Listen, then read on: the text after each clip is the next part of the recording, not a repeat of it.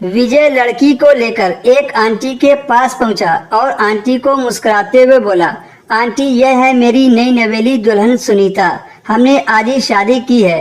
दरअसल विजय लड़की को झूठे प्यार के जाल में फंसाकर भगा ले गया था और मंदिर में शादी कर ली थी। रात भर एक होटल में ठहरे थे, वहीं पर उन्होंने सुहाग रात मनाई थी।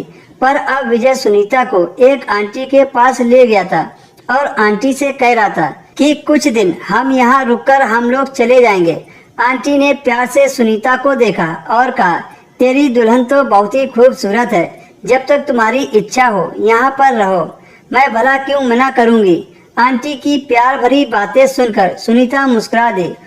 उसे आंटी भली औरत लग रही थी। सुनीता तुम यहाँ बैठो, मैं तुम्हारे लिए चाय नाश्ता लेकर आती हूँ, कहकर आंटी दूसरे कमरे में चली गई। आंटी के पीछे विजय भी चला गया। सुनीता वहीं पर बैठी रही। कैसी लगी सुनीता? एकदम नई जवान लड़की है। विजय ने आंटी से पूछा। अच्छी है, ये लो 50,000 रुपए और पीछे के रास्ते से निकल जाओ। विजय ने पैसे संभाल कर रख लिए। विजय चुपचाप कोठे से बाहर निकल गया। सुनीता कमरे में अकेली बैठी थी। आंटी ने उसे नमकीन और चाय दी। सुनीता ने कहा, विजय को भी बुलाइए। कहाँ है वो?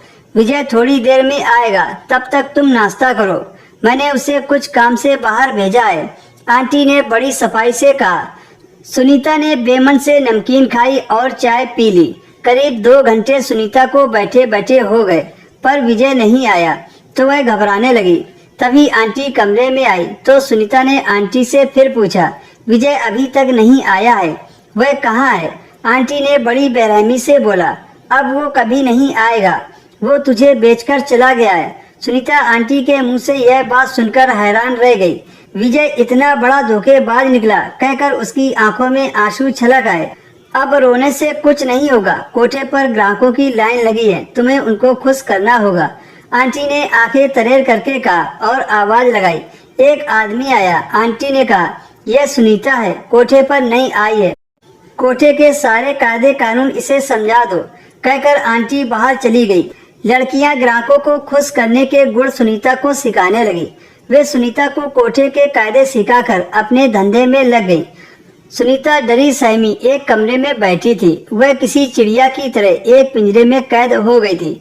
आंटी के खौफ से कोठे की सारी लड़कियां डरी रहती थीं।